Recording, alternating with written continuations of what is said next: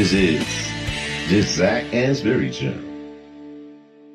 Yes, and the world moves faster. People are ready to step up at a younger age. That's definitely the case. I'm an example of that. So, when I became an academic, it wasn't even a requirement to have a PhD, and I didn't have a PhD. I haven't mentioned that. I became an academic, got a lecturing position, level A as we call it here in Australia. Within, I think it was 2 years, I moved up to senior lecturer.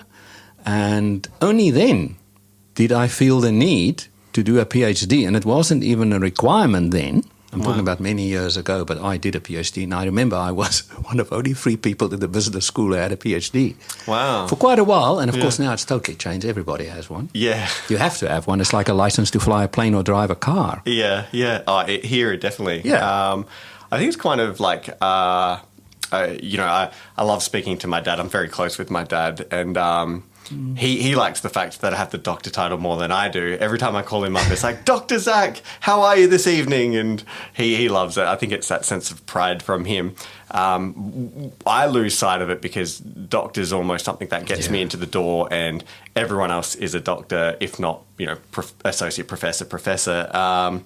So I think, when you're in a small little bubble, you lose sight of its meaning to everyone else. But it wasn't always that case. It's very interesting.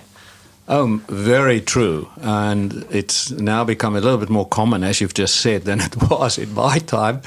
I mean, when I was a doctor, before I became a professor as well, people would always draw the analogy instantly when they saw my title on a document or something, that I'm a medical doctor. Yeah. And I actually got woken up once on the plane flying from Australia to the USA urgently by the cabin staff saying, can you please come, there's somebody who's got sick. Yeah.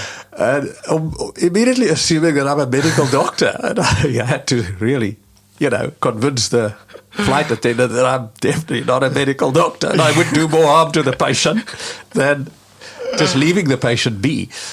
Yes, very true. That point is very, very apt. Yeah, someone asked me about that, actually. They said, do you put doctor on the plane ticket when you go flying?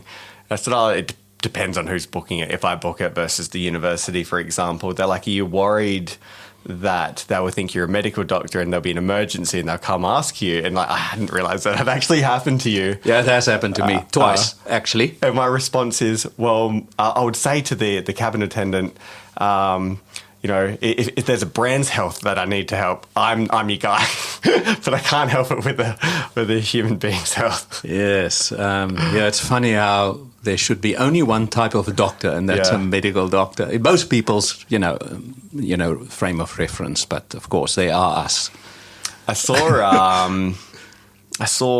Because I attend Pat Buckley's early career research and development program, and she put up a slide, and I think the data was based on the UK statistics, and it was showing where people after completing a PhD ended up.